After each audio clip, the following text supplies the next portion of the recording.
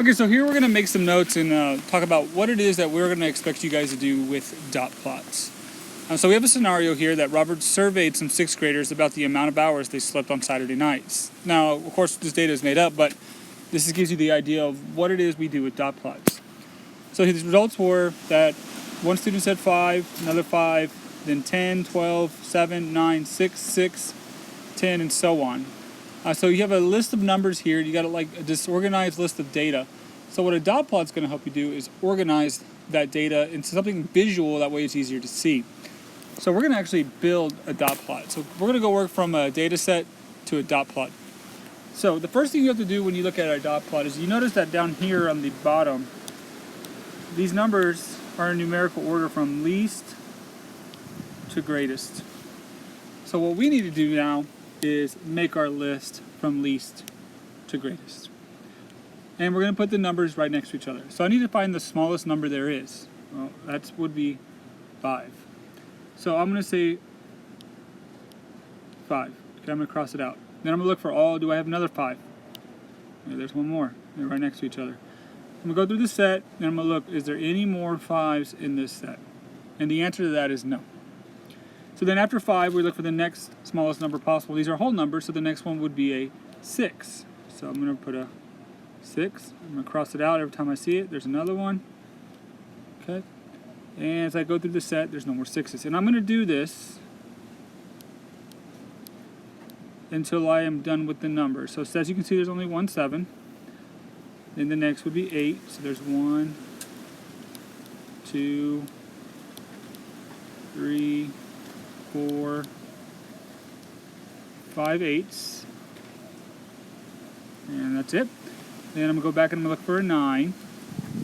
See 1. And you notice I'm crossing these off as I go, because it's still the same set. Now I just have it a little bit organized, in more organized fashion from least to greatest. Okay, so 9. So it doesn't look like there's any more 9s. So then we go to 10. See 1 10 here. 1 10 here. 1 10 there. Okay, so that puts it at 3 10s. Next would be 11. So I see 3 11s.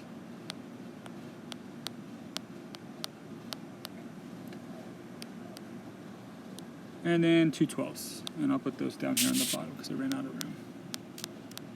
Alright, so we have our lists in order from smallest to largest, or ascending order, least to greatest. Okay? Now, it's still really unorganized, kind of hard to see list. So what a dot plot is going to do is give us that visual representation of this data. Now, the reason why we call it a dot plot is because it's made up of a bunch of dots.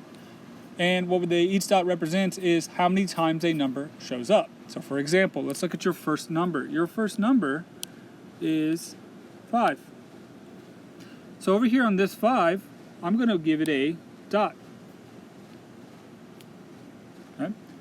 Then I'm going to count, well, how many 5s do what's my next number? Another 5, so that gets 2 dots. So there's 2 dots on 5. I'm done with 5, so now I'm going to give it 6. Well, how many 6s are there? Well, there's 2. So I'm going to put 2 dots on 6. And for organization, I'm going to cross them out. Then I'm going to look at 7. Well, 7 only has 1, so I'm going to give it 1.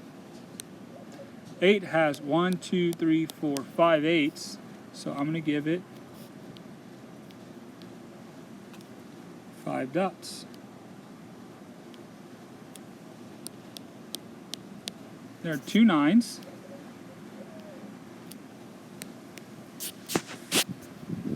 3 10s.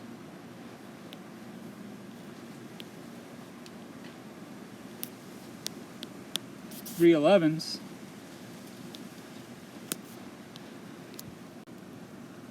Sorry about that. And 3 12s.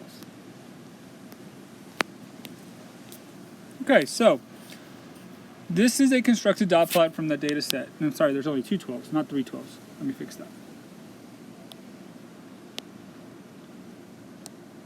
So this is a constructed data set constructed dot plot from the data set. Now, some of you may notice that obviously one is taller than the other, or one is smaller. There's some numbers that are the same, and we'll get into that stuff a little later. So you guys have already looked at measures of central tendency, so you may already see some of the things that we talked about. Some of you may notice that it kind of looks like a bar graph, or stem and leaf graph.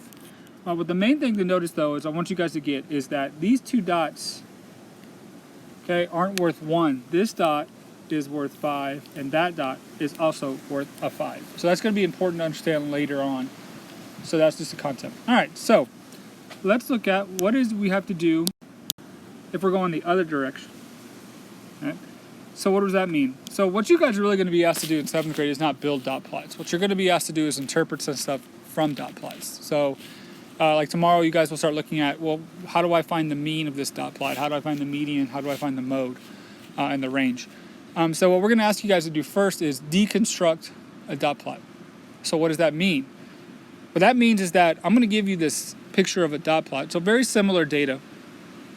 And so it's still the same scenario. We're tracking number of hours slip, but this time we have the visual, and I want to put it in the numerical. And this is where it's important to understand that each of these dots don't represent 1. They represent the number below it. So for example, I have 1 dot on a 5, so that means that I have 1 person that slept 5 hours. I have 1 dot on 6, so that means I have 1 person that slept 6 hours. And we're going to build the data set moving forward just like that. So if I see 3 dots on 7, that doesn't mean I have 3. That means I have 3 people that slept 7 hours. So if I'm building the data set, I'm going to give it 3 sevens. Now you notice I'm also listing this in order from least to greatest. That's going to be important. You need to order your numbers from least to greatest. I'm not going to start over here at 11, and then I'm going to jump over here to 9, and then I'm going to go to 7, okay? I'm going to start on this side, and I'm going to work my way this direction. Okay, so I'm going to draw the arrow underneath. I'm going to start here, and I'm going to work this direction in making my list. All right, so I see there's 3 sevens. Let me clear these out of the way. So then I'm going to look at the next number, and that next number is 8, and I'm going to count. Well, how many have 8? So there's 1, 2, 3, 4, 5, 6, 7, 8 8s. So I'm not going to just write 1 8 and stop. I'm going to write 8 8. So that's 2, 3, 4, 5, 6, 7, 8. So that's 8 8s. All right, then look at the 9s. There's 1, 2, 3, 4, 5, 6, 7, 8, 9. Well, there's 9 9s. Again, I'm not just going to write 9 and stop. I'm going to list them all. 2, 3, 4, 5, 6, 7, 8, 9. Okay? Then I'm running out a little bit of room here, so I'm going to move 10s. So then I'm down here, I'm going to go 10s. Well, how many 10s are there? There's 4. So I'm going to write 4 10s. Okay? There's 2 11s. Write 2 11s and 1 12. So this set is what we call the numerical data set, or a data set that is represented by this dot plot. Okay? So what you guys are going to do today is build your own dot plots. I do some matching. So there's a matching activity that goes with this.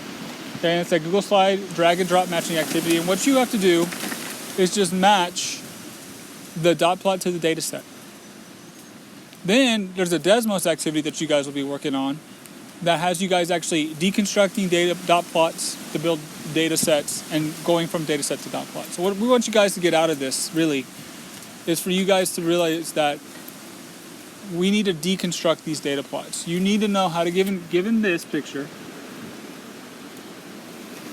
you need to know how to get to here. Because tomorrow, we're going to be working with these numbers to find the mean, the median, the mode, and the range. Okay, so if you got any questions, let your teacher know by email, Google Hangout, or just get a hold of them however it is you get a hold of them. I hope you guys are doing great, and I hope we can see you guys soon, and let us know if you need help. Thanks.